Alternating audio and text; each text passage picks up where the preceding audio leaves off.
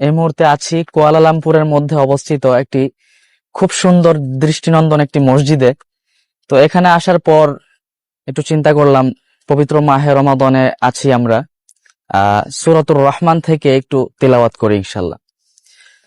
وأقيموا الوزن بالقسط ولا تخسروا الميزان والأرض وضعها للأنام فيها فاكهة والنخل ذات الأكمام والحب ذو العصف والريحان فبأي آلاء ربكما تكذبان خلق الإنسان من صلصال كالفخار وخلق الجان من مارج من نار